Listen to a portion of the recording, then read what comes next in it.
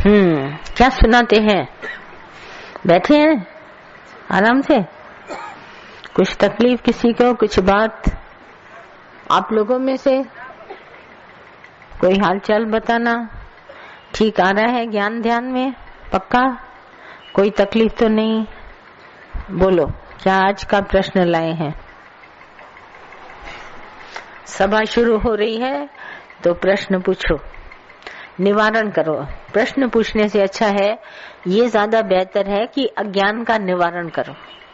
निवृत्ति चाहिए, नहीं फिर तो जो सच्चिदानंद स्वरूप है आत्मा तो तुम है ही है, सिर्फ अज्ञान निकलना चाहिए, अज्ञानता। यहाँ तो सब बढ़िया बढ़िया लग रहा है। सब बढ़िया बढ़िया लग रहा है, बहुत ही बढ़िया लग रहा है भी बढ़िया। ऐसे नहीं कि अभी लग रहा है, मगर है बढ़िया। तुम जब भी इसका ध्यान करेगा तुमको सदा बढ़िया लगेगा। ऐसा हो नहीं सकता कि कभी तुमको बढ़िया न लगे। और जैसे दूसरे को ज्ञान सुनाना बहुत सरल, हम किसी के दूसरे के ऊपर कोई तकलीफ आती है तो उसको ज्ञान बहुत सरलता से समझा देते हैं, मगर अपने ऊपर कोई दुख आता है, भारी दुख आता है तो माइंड काम नहीं करता। दुख को तौलने का कोई तराजू बना है क्या कि भारी दुख और हल्का दुख? ये जो आप सब लैंग्वेज बोलते हैं ना, अपने लिए खुद ही गलत लैंग्वेज बोलते हैं और ज्ञान आप दूसरे को नहीं सुनाते। जब भी आपके मुख से ज्ञान निकलता है, बोलता भगवान है और मेरा ही मन सुनता है, मैं अपने को सुना रहा हूँ। और दुख कभी भारी और हल्का नहीं होता, दुख तो दुख है। ये सब भाषा बोल के हम बुद्धि को ऐसा ट्रेन कर देते हैं, नहीं ये तो बहुत भारी है, मौत बहुत भारी है, पैसा चला गया बहुत भारी है। ये कोई भारी दुख नहीं है, मिनटों में छू हो जाता है ज्ञान से। कहाँ रहता है दुख? आज हम इधर आप सब बैठे हैं, दुख आया आपके करीब? नहीं ना, और आएगा भी नहीं। दुख है नहीं, दुख तुम्हारा क्रिएशन है। एक मैं आज आपको ये टॉपिक बताती हूँ, क्या पैदा हुआ है मेरे साथ और क्या हम पैदा करते हैं। ये दोनों पॉइंट को रिसीव करना, क्योंकि सब इसी से कंसर्न मेरा अज्ञान है। क्या मुझे परमात्मा की तरफ से मिला है और क्या मैंने पैदा किया है अपने लिए। तो भगवान की तरफ से आपको क्या मिला है? बहुत सुंदर सुंदर सुंदर शरीर, सुंदर प्रारब्ध, अच्छे माता पिता, अच्छे भाई बहन, अच्छा ग्रस्त, अच्छी नौकरी, अच्छा खाना पीना, सब अच्छा है। ये देखिए कहीं बुरा नहीं है। पढ़ाई, अच्छे पड़ोसी, अच्छे दोस्त हमारे को, अच्छा गुरु, अच्छा ज्ञान, सब अच्छा मिला है। अब इसमें कहीं भी कोई बुरी चीज हमको हो तो पहले बताओ, जो कुदरत से हमको मिला है। अच्छे शहर, हम अच्छी जगह रहते, अच्छी बुद्धि है हमारे पास, हम समझ सकते हैं क्या रॉन्ग है मेरे लिए, क्या राइट है, सब जज कर सकते हैं। बाकी इसमें बुरा क्या है? मेरा अहम, जो बार बार इस अच्छी चीज को बुरा कर देता है। जैसे आज हमारे लिए सब अच्छा है, तो ये अहंकार सोचता है कल क्या होगा। ये क्रिएटर है, देखो अभी कल आया नहीं, आना जावल सुभाने कभी नहीं आया, पर ये रात को सोने से पहले तुमको बोलेगा कल पता नहीं क्या हो। आज तो अच्छा गुजर गया, कल पता नहीं क्या हो। ये अंदर में माइंड तुम्हारा जो है वो क्रिएटर है, उसमें है हमारा अहंकार। अहंकार कुछ न कुछ सुभाने के लिए बोल करके हमारे को आज रुला देता है। ये तुम्हारा क्रिएशन है, जो मैं खुद क्रिएट करता हूँ, अहंकार से उत्पन्न हुई।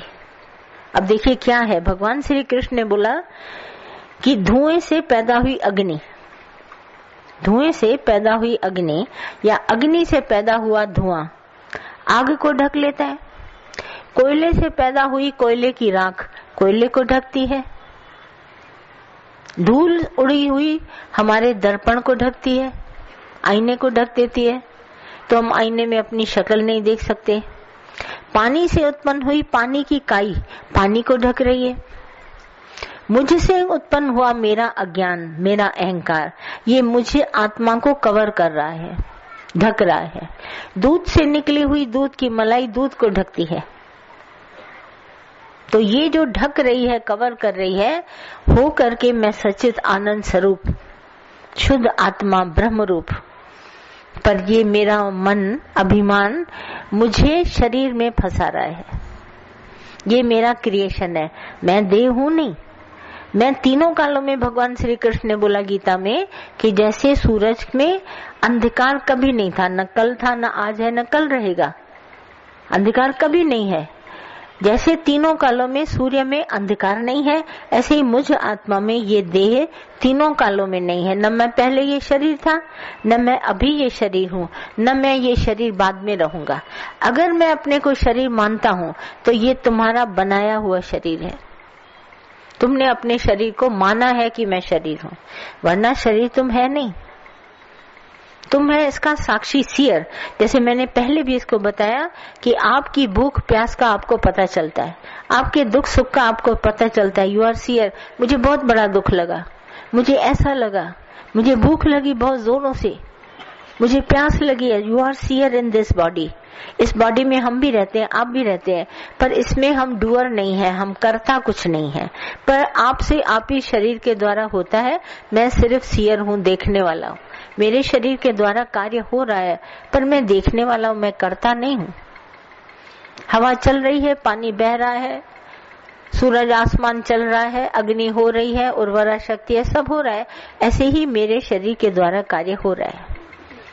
मैं इसमें करता नहीं हूँ। I am only seer. मैं सिर्फ देखने वाला हूँ। बंद करा चल। तो इसमें मैं सीयर हूँ, डूअर नहीं हूँ, पर सीयर हूँ। ये शरीर हमने धारण भले किया है, पर इसको चलाने वाला भगवान है। जैसे कार को पेट्रोल चलाता है, ड्राइवर चलाता है, ऐसे इस शरीर को चलाने वाला भगवान है। मैं नहीं चलाता। ये हमारे में जो क्रिएटर बैठा है ना, मन, ख्याल मेरा क्रिएट करता है। इसमें बहुत सारी क्रिएशन। मैं मर न जाऊं, मेरे को कोई कल को पूछे ना, कल मेरी दुकान चौपट हो जाए, कल मैं पढ़ाई न कर पाऊं, कल मैं शादी न हो मेरी, कल मेरा बच्चा ही कुछ हो जाए।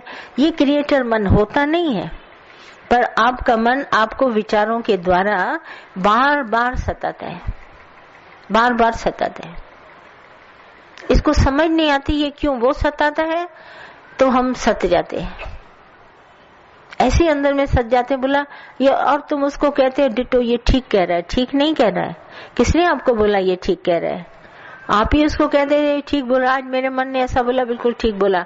तो हमारा ओन क्रिएशन जो हम बनाते हैं, जो हम सोचते हैं, जो हम विचार करते हैं, वो हमारे जीवन से जाना चाहिए। ऐसा है नहीं, पर मैंने क्रिएट किया अपने विचारों में, क्योंकि ये अहंकार सबसे ज्यादा क्रिएटर है। अगर हम अभिमान करते हैं दे अभिमान में हूं, तो ये क्रिएटर जरूर क्रिएट करेगा, कुछ ना कुछ बनाएगा। ये चैन नहीं लेने देगा, नींद हराम करेगा, लोगों के बीच में हमको बेकार बनाएगा, उल्टी सीधी बातें मुझे बोलेगा। ये मन का क्रिएशन है।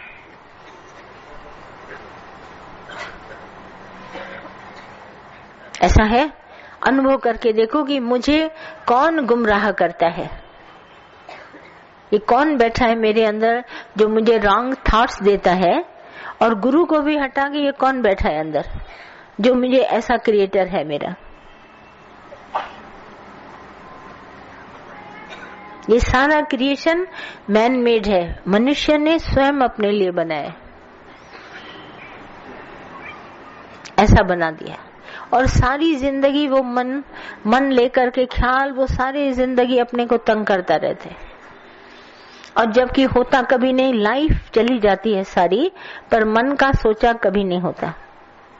करिए लाख उपाय, कितने भी उपाय कर लो, पर मन का सोचा होगा ही नहीं। पर ये क्रिएटर हमारे पीछे लगा पड़ा है, कहीं ऐसा ना हो जाए, कल को ऐसा हो जाए, परसों ऐसा हो जाए, सारा दिन कुछ ना कुछ कहता रहता है।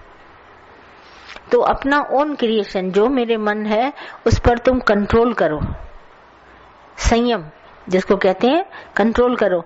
ये जाएगा कभी नहीं। तुम बोलता है मन भाग जाए, मन को निकाल दो, ये निकलेगा नहीं, ये रहेगा, पर इसको कंट्रोल करो। तो कंट्रोलिंग पावर हमारे में कब जागेगी? जब हम सत्संग सुनेंगे, जब हमको ये ज्ञान आ जाता है ना, तो अंदर ही अंदर हमारे को कंट्रोलिंग पावर जागती है। फिर ये मन कितना भी बोलता है, हम इसको कंट्रोल करे रहते हैं। सारी जिंदगी बोलता है तुम मर न जाओ, तुम्हारे घर वाला मर न जाए, इसको कहते हैं चुप करो। बहुत इसको कंट्रोल करना पड़ता है, और हमेशा बोलेगा गिरावट के विचार। तो हम इसकी बात कभी सुनते नहीं, सुनते अनसुने कर देते हैं, इसको किसी काम में लगा देते हैं, ये बोलता रहे, हम इसकी बात की तरफ ध्यान नहीं देते। ये जो हमारा बना हुआ स्वभाव है, ये हमारा कंट्रोलिंग पावर आते आते सत्संग से जागृत होती है। पहले आप कभी मन को कंट्रोल नहीं कर पाते होंगे, मगर सत्संग के बाद आप छोटी छोटी बातों पर तो जीत पा लेते हैं, पर जो बड़ी बड़ी बातें हैं वो कभी कभी आपको सताती हैं। तो इसके लिए सत्संग में लगे रहिए। एक दिन आपके अंदर ऐसी पैदा होगी कंट्रोलिंग पावर कि दुनिया आपको कहती रह जाएगी ये करो। तुमने कहा एक बार कंट्रोल हो गया, अभी मैं नहीं कर सकता, मेरे अंदर इतनी पावर आ गई कि मैं जा ही नहीं सकता। हैबिचुअल जो हम हो जाते हैं ना जाने के, तो आदत हमने तोड़ी, नहीं गए तो हमारी आदत छूट जाती है। ऐसी छूट जाती है जो कभी फिर से हमारे में आएगी नहीं। जैसे तिलों से एक बार तेल निकल जाए तो फिर तेल तिलों में आ नहीं सकता, ऐसे मेरी आदत छूट जाए फिर मुझ में ये कभी नहीं आएगी। नहीं, ये तुम्हारे को डेवलपमेंट, हमारे को ब्रेन है, सब कुछ है, इंद्रियां हैं, मन है, बुद्धि है, चित्त अहंकार, मगर इसमें संचार करो ज्ञान का, तो ये अपने कंट्रोल में उठ के खड़ा हो जाएगा। इतना इसको संयम आएगा कि तुमको कोई भी कहता रहे, अपना ही तुम्हारे को ख्याल आए, ईगो, तुम कभी नहीं करेगा। बोला छोड़ा सो छोड़ा, अब नहीं करूंगा, चाहे तुम कितना भी जोर लगा लो। ये जब एक बार तुम्हारे में पावर डेवलप हो गई, कार में ब्रेक आ गया, तुम आराम से ड्राइव कर सकेगा। विदाउट ब्रेक कार को चलाना बड़ा मुश्किल है। हम जब संसार में रहते हैं तो हमारी गाड़ी का ब्रेक फेल है। जब हम सत्संग में आते हैं, गुरु करते हैं, ज्ञान सुनते हैं, तो मेरा ब्रेक ठीक हो जाता है। अब ब्रेक वाली गाड़ी चलाना बहुत आसान है। स्पीड कम भी कर सकते हैं, तेज भी कर सकते हैं, पीछे भी कर सकते हैं, आगे भी कर सकते हैं, घुमा भी सकते हैं और खड़ा भी कर सकते हैं। हमारा ब्रेक फेल है। हम दूसरों को देखा देखी कर रहे हैं। जो भी काम आज दिन तक किया है अपने सोच समझ से करो ना, देखा देखी क्यों? एक दूसरे की देखा देखी हमने अपने आप को ट्रेन कर दिया। अब देखा देखी जो हमने नकल उतारी है, तो नकल में हमारी अकल डेवलप ही नहीं हुई। अब जब हम सत्संग में आए हैं तो हमारी अकल खुली है। जैसे आप कहते हैं ना, ज्ञान सुन सुन के मेरी अकल खुली है। अब मुझे जो पता चल रहा था, जिस मार्ग पे मैं जा रहा था, वो मार्ग बिल्कुल सही नहीं था मेरे लिए, उल्टा सीधा हो रहा था। और अब मेरी अकल खुली है, कम से कम हम ध्यान से कुछ काम तो करते। अब समझ आई है हमको, राइट। तो ये सारा ब्रेक तुम्हारे अंदर खुलेगा सत्संग से। खिड़कियां खुल जाती हैं। हम क्या कर रहे हैं, मुझे क्या करना पड़ेगा। अब देखो, कर्म इतनी अच्छी भगवान ने हमारे को, दादा ने बताया कि हर कर्म फल देने के बगैर जाएगा नहीं। एवरी एक्शन, जो भी हमारे जीवन में कर्म होता है, अगर हम उसमें अहंकार करते हैं मैंने किया, तो हर कर्म फल दे करके जाएगा, चाहे वो छोटा हो चाहे बड़ा हो। जैसे अकबर बादशाह की बात बताते हैं, बीरबल खड़ा था, तो अकबर बादशाह के पास एक आदमी आया जो इत्र की बहुत सारी वैरायटी लाया। बीरबल अकबर बादशाह को पसंद कराने के लिए देखो कौन कौन सा इत्र है। तो जब वो दिखाने लगा तो एक बूंद धरती पर इत्र गिर गया। तो हैबिट के तरीके से अकबर बादशाह ने क्या किया, उस बूंद को धरती से ऐसे लेके अपने कपड़े पे लगाया, सूंघा भी। तो बीरबल बादशाह ने देख लिया इसको बड़ी शर्म आई कि मैं इतना बड़ा बादशाह होके धरती से एक बूंद मैंने सूंघी भी और लगाई भी, अब गिर गई तो उसमें कौन सी बड़ी बात थी। मगर आदत कि ये बूंद क्यों गिरी, तो लगा ली अपने ऊपर। दूसरे दिन अकबर बादशाह ने ऐलान कर दिया कि मैं पूरा ड्रम भर के इत्र दान करूंगा। शर्म जो उसको आ गई, उसने कहा इत्र दान करूंगा। तो बीरबल बादशाह ने उसको बोला, बादशाह आपने एक इत्र की बूंद को सूंघा, उसका फल अलग है, और ये जो दान करोगे इसका फल अलग है। तुम सोचोगे कि मैं